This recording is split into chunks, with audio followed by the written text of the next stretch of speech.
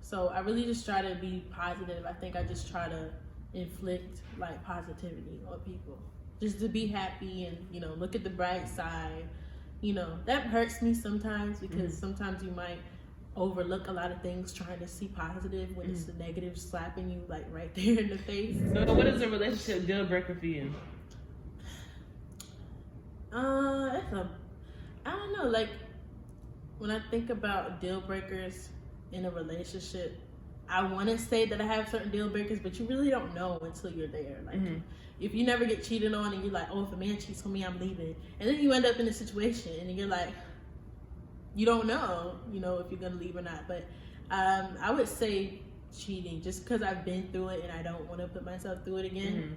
So, do you feel like being a black woman, we just endure a lot when it comes to relationships and being in a relationship with our men? Do you think that we endure a lot? Definitely. I felt like we've endured a lot since the beginning of time, you know, and especially because of the pressure that our black men get out here in the real world. We have to be their backbone and be there for them. So it's a lot of pressure. So yeah, I definitely think that. What do you love about being in a relationship? What are the key points for you? What I love about being in a happy relationship, okay? Because let's emphasize on the happy. Okay. Okay, because you can be in a relationship and it's not. You know. A thriving relationship. Yeah. What does it mean for you to be in a thriving and well-kept relationship? Something that just a different glow is about you. It means elevation, you know, it means motivation. Like, y'all are going to push each other. If y'all are both happy, like, y'all will elevate and go so far. Like, you know, people don't understand, but love it trumps everything. So, like, that's really important to me. I don't care what nobody say. You call me a simp, whatever. But, like, I know and I've seen, and even with a lot of these celebrities, these successful celebrities that are married, you see how powerful they are, you know, because of love. So I really take that pretty seriously. What do you look for more? Do you look for looks or brains in a person? Brains. Yeah, but you still can't look like a foot, you know. You're right. So how do you feel about sharing your password with your partner? Like sharing your phone password, you got your socials password. Any guy that I've been with, in a relationship with, has had that information. Not that it was asked for me to give it to them. It's just like, I don't care. Because like, when I'm with you, I'm with you. That's just what it is. And I don't have anything to hide. So I don't have a problem with that. You feel like it was a mistake when you took him back in that time? For cheating? I mean, let's just keep it a buck. Like, a lot of women get cheated on, a lot, and it's like, so it's like, are you gonna leave every time a man cheats on you? I feel like you should, yeah, but like, if he's really like making an effort, like going to counseling and things like that, then, you know, it's cool to stay. Why do you think it's such a double standard though? Because if the woman cheats, then, you know, the man's so heartbroken and then leaves, but then the man cheats, the woman's supposed to stay and thug it out. Why do you think it's such a double standard? It's different reasons for why men and women cheat. When men cheat, most of the time, it's just because he's just trying to get his rocks off. But when a woman cheats, it's like, most of the time, it's like, okay, you've been messing up, and then she's going to cheat on you with someone who could potentially replace you. So this man could pose as a threat. That chick, most likely, she's going to be some bimbo on the street that everybody can hit. But like, your lady go cheat on you, and she's a good woman too. It's like, oh, that guy must be something. So what's your biggest pet peeve? I think just dishonesty. Flat out dishonesty. Not being a liar, but being dishonest, because it's a difference. What's the difference? I feel like being dishonest is like when you withhold information that you know should just be given, you know. And lying is just when I ask you something and you tell me a lie, you know.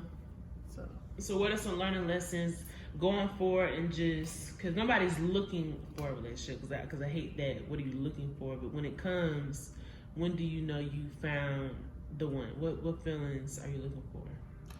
I'm looking to feel like safe, to feel like they're interested like in what I'm doing, you know, like to feel like supportive. Yeah, like supportive. You know, I obviously want to have things in common with this person.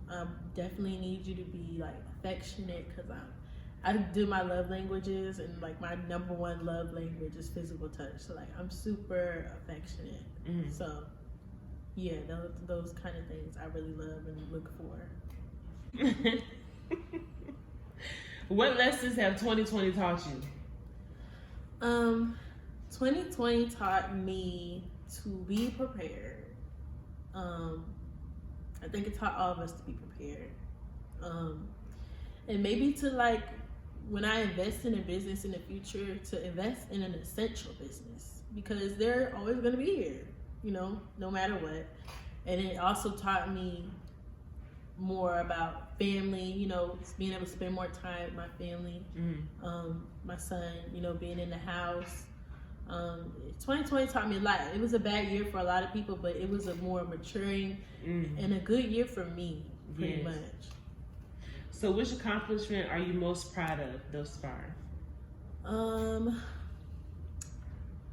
My son. I feel like that's a cliche answer because everybody's always like, "Oh, my kid." But being a mom is a lot. So, but a mother is an obvious, just superwoman task. Especially now me being a mother, it's like I have so much more respect for women. Obviously, I grew up from strong women, like my aunts, my black aunts, my mother. But now being a mom, it is just takes on a whole different role of just being a superwoman. Because I have ran off fumes and still will have dinner ready, baby dressed, oiled down, husband good, house good. So definitely, you know, it's especially like doing what I'm doing. Like I definitely have to support and everything because even right now, you know, I'm in an interview right now. My son has to be taken care of. I have to make sure he's, you know, at a safe place. So 2020 showing more gratitude for sure. So what positive impact do you think you have on others? I would have to say my creativity for the most part, or just like my energy. Like I really like extrovert. I try to be positive. I try to stay out of drama. I do really stay out of drama. So I really just try to be positive. I think I just try to inflict like positivity on people, just to be happy and, you know, look at the bright side. You know, that hurts me sometimes because sometimes you might overlook a lot of things trying to see positive when it's the negative slapping you like right there in the face. Noticing the red flags. That's what I call it. What is something you are proud of that many people do not know? Proud of that many people don't know. Yeah, because that's actually what I meant to say when you asked me what was my biggest like accomplishment. Because I said my son, and I also said it because I don't think I've reached like my peak in what I'm doing right now to have my greatest accomplishment yet. You know, but something that people don't know about, I would probably go back to like a couple of years back when I was doing track and field. I would say like being an All-American athlete is my biggest accomplishment so far. As far as like, you know, if I want to just talk about like, what's it called when like trophies or your whatever. Accolades and everything. Accolades. If I want to talk about accolades, that. What was your review of 2020? Was it good, okay, bad? How was your 2020? My 2020 on a scale of 1 to 10 was probably like an 8. 8 as in good. Good. Oh, okay. Or an 8 or a 7.5. Okay. Well, that's excellent. What do you hope to accomplish in 2021? In 2021, I definitely want to tap more into. I want to do more visuals this year. I want to. I'm working on the EP. Content is key. Yeah, I'm working on the EP. Work with this producer named Maurice. His name is Maurice, but his producer name is Natty 410. So I'm actually making a trip to Baltimore in a little bit to go up there and work on my EP with him. So that, and then I'm really starting to tap more into my writing side for writing for other people. So I look forward to doing that this year too. What's up, y'all? My name's Anna, and I just wrapped up my interview with Relentless Fuck.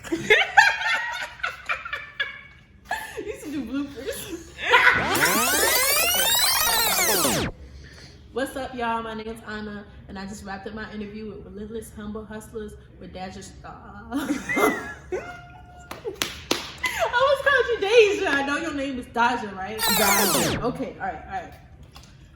What's up, y'all? It's your girl Anna, and I just wrapped up my interview with Relentless Humble Hustlers with Daja Star. I feel like a reporter. But to put the juice down, or drink